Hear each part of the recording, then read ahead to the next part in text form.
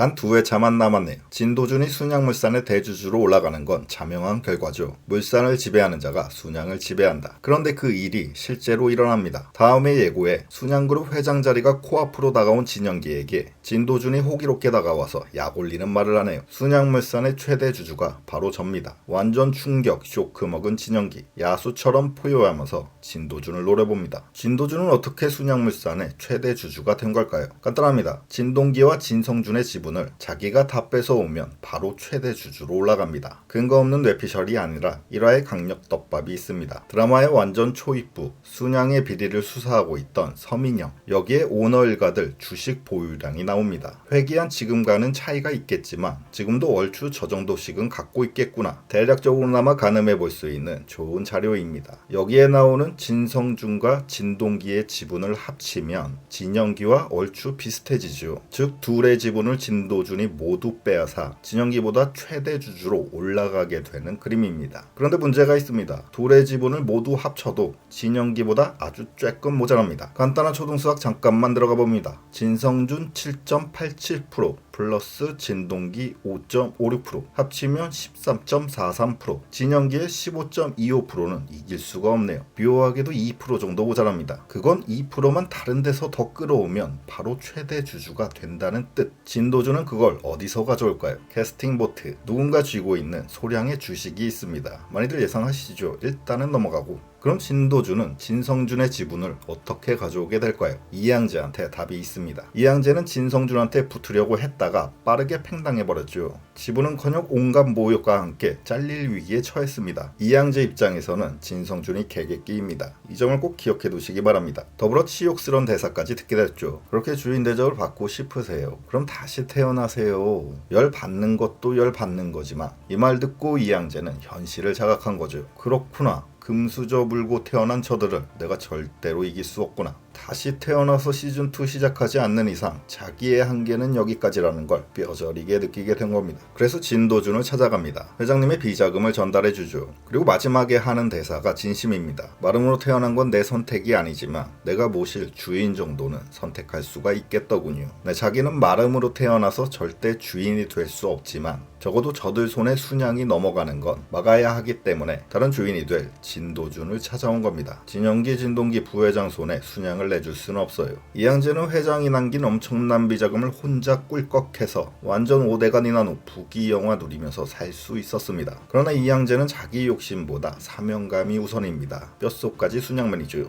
회장님과 자기가 읽어온 순양을 더러운 저들이 차지하는 건 막아야 하기 때문에 그 비자금을 자기가 갖지 않고 그것을 무기로 써줄 진도준에게 넘긴 겁니다. 비자금이 무슨 무기냐? 무기가 웬 말이냐? 혹시 조금 찝찝하지 않으셨나요? 진양철이 그 엄청난 비자금을 그냥 진도준 잘 먹고 잘 살라고 남겨줬을까요? 그럼 드라마적인 스토리가 안 되죠. 더 심오한 뜻이 있어야 됩니다. 그럼 그걸로 순양물산 지분 사라고 남겨줬을까요? 8천억으로는 아무리 사도 최대 주주 택도 없습니다. 또 그럴 거면 아예 처음부터 지분 상속해줬으면 된 거죠. 한 푼도 안 남기고 비자금만 줬다는 건 돈보다 더 큰 무기를 도준이에게 준 겁니다. 진도준이 유언장의 뜻을 알게 됐을 때 이 비자금을 전해주라고 했습니다. 내를 팔아서라도 순양을 산다 카나다. 기억에 남는 이 대사 이전에 더 중요한 대사가 있었습니다. 한 푼도 안 줄 기다. 전쟁터에서 총알이 어디뭐 호적등보 떼가면서 피해간다 카드나. 순양은 전쟁터입니다. 회장의 손자라고 무사할 수 없죠. 대신 자기도 살아남고 적을 물리칠 무기로 비자금을 남겨준 겁니다. 진도준만 빼고 모두들 지분과 땅 등 유산을 골고루 나눠받았습니다. 집안에 황금 복대시 놔두면 뭐할까요? 도둑 들면 끝인데. 금은 모아 있으면 뭐할까요? 강도 맞으면 끝인데. 그 비자금으로 붕어빵 58,000년 배 터지게 사 먹으라는 게 아니라 너에게 완전 핵폭탄급 무기를 주었으니 그 비자금으로 모두를 밟고 올라서라는 얘기입니다. 남편 죽이려는 아내, 애비 끌어내리려는 가족들, 피로 끓인 한솥밥 먹는 가족들보다 호적상은 손자이지만 심적으로는 더 막내 아들 같은 진도준에게 사실상 순양을 준 겁니다. 순양을 접수할 수 있는 비자금을 준 겁니다. 그 비자금을 어떤 무기, 어떤 방식으로 써야 될까요? 회기전 원래의 역사대로였다면 비자금은 진성준의 몫이었습니다. 진성준이 그 비자금 찾아오라고 윤현우를 해외에 보냈는데 그곳에서 죽임을 당해버렸죠. 반대로 돌려주면 됩니다. 윤현우를 죽인 건 아직 누군지 모르지만 진성준이 보냈기 때문에 죽은 건 사실입니다. 이제는 진도준이 그 비자금을 이용해 반대로 진성준을 죽이면 됩니다. 과도한 내피셜 자제하고 아주 심플하게 단순한 예상 돌려봅니다. 진도준은 자기한테 비자금이 있다는 사실을 진성준한테 흘리기만 하면 됩니다. 진성준이 가만히 있을까요? 톤인데? 진성준 앞에서 몇 마디 연기만 하면 됩니다. 어머? 나한테 비자금이 있네? 할아버지가 남겨주신 비자금? 치킨에 양념만 빨아먹고 버려도 1억 5천 마리는 먹을 수 있는 엄청난 금액. 강남의 빌딩을 땅콩처럼 사먹을 수 있는 대단한 금액. 심지어 완전 세탁, 출처와 존재도 아무도 모름. 이런 식으로 넌지시 진성준한테 비자금의 존재를 알리면 반드시 탐낼 겁니다. 빼앗으려고 할 겁니다. 독이 든 사과를 스스로 베어물게 내버려두는 거죠. 그리고 칩니다. 늘 그래왔듯 뒤통수 갈겨줍니다. 어머? 또 비자금 조성했네?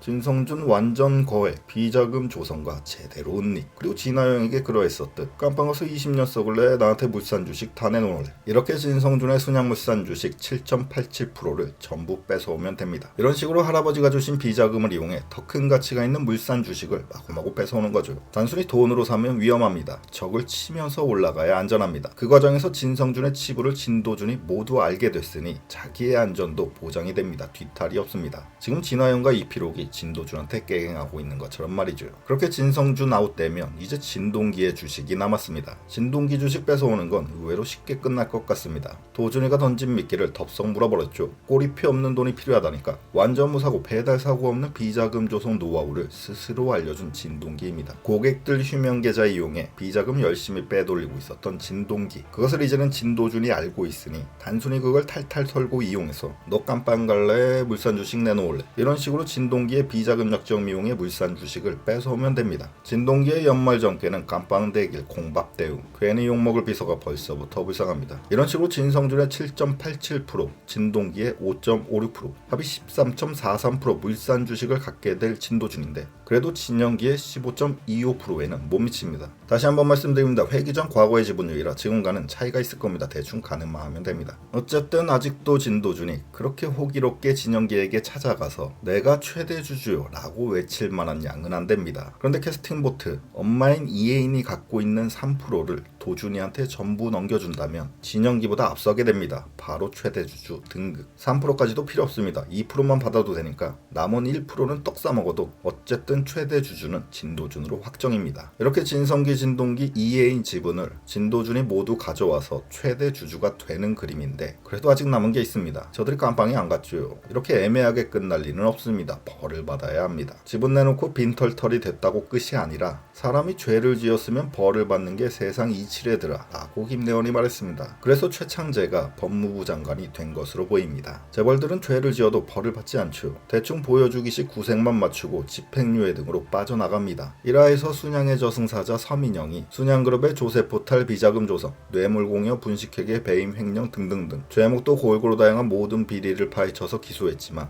결국은 집행유예만 5년 받았다면서 툴툴댔던 적이 있습니다. 사법부와 재판부가 문제라는 것이죠. 원래 생에서 아무도 깜빵 보내지 못했던 서민영, 이번 생에서도 진도준 때문에 아무도 깜빵 보내지 못하고 있는 서민영, 이 떡밥도 풀려야 합니다. 진도준 중인 건 이피록으로 밝혀졌고 윤현우를 죽인 사람은 곧 밝혀질 예정이고 서민영이 순양그룹 비리 수사에 마침표를 찍는 것도 해결돼야 될 과제죠. 이왕이면 진도준과 함께 해결하는 게 더 좋은 그림일 겁니다. 그래서 최창재, 안 어울리는 저 사람이 법무부 장관, 그것은 진도준의 큰 그림으로 보입니다. 대선 후보 잘못 찍어 돈만 날린 진영기, 진동기와 달리 진도준은 누가 대통령 될지 다 알고 있었으니 영리한 어떤 방법을 써서 최창재를 법무부 장관으로 만든 것 같습니다. 그렇다면 법무부 장관이 영향력을 행사해서 사법개혁, 재벌 깜빵 고고 이런 그림이 맞춰지네요. 자꾸 대선 후보들에게 뒷돈되는 장면이 나옵니다. 괜히 나왔을까요? 이 또한 떡밥이겠죠. 그들의 최후를 알려주는 떡밥. 뇌물공여 말고도 죄목은 차고 넘치지만 그렇게 서민영이 진도준의 토스를 받아 모두들 깜빵에 안녕히 보낼 것 같습니다. 그렇게 할아버지가 주신 비자금을 활용해서 진성준과 진동기의 물산 지분을 모두 먹어치우는 진도준, 이후에 깜빵 가는 순양가의 사람들, 이런 그림을 예상해보면서 마치겠습니다. 감사합니다.